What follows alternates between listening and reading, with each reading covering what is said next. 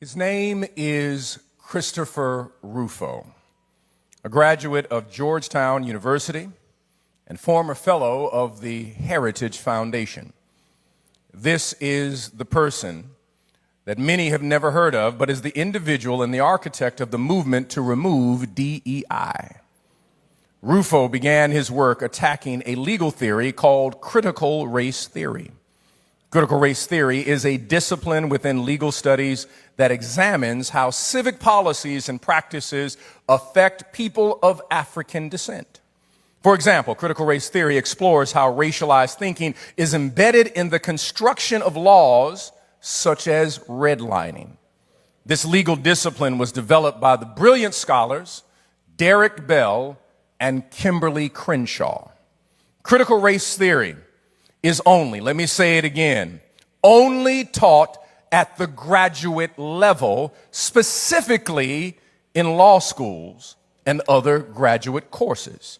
Critical race theory has never been taught in high school or grammar school.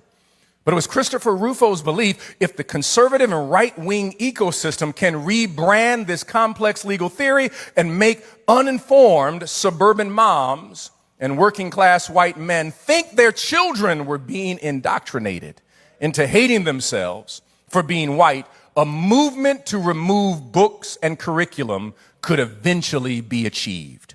Across the United States, prior to the election in school districts with very small to non-existent black and brown students, parents began demanding the removal of books they believed taught critical race theory. The number one book under attack was Maya Angelou's I Know Why the Caged Bird Sings, along with the books by Richard Wright and Toni Morrison's Bluest Eye. This was the groundwork for the DEI backlash. But you must understand this, family. The work of Christopher Rufo is built on another conservative and racist strategy called the Southern strategy. This strategy was developed under the campaign of Barry Goldwater and Richard Nixon. The Republican Party made a decision in the late 1950s to no longer appeal to black voters and pursue white Southern votes. The strategy sought to get working-class white people to resent black advancement and view any gain or right as a loss to white people. This strategy worked.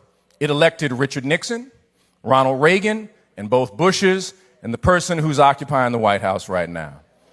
What we witness today is tied to a long history of using black bodies, black and brown stereotypes to keep working class people divided solely so a small group of wealthy people can gain greater power in this nation. The question we must always raise is who truly benefits from these strategies and policies?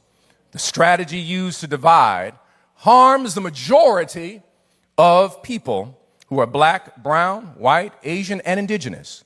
It is an old strategy of divide and conquer. But the moment we realize we have more in common, then a revolution is about to take place in this nation. And there ends my 5 minutes. Peace.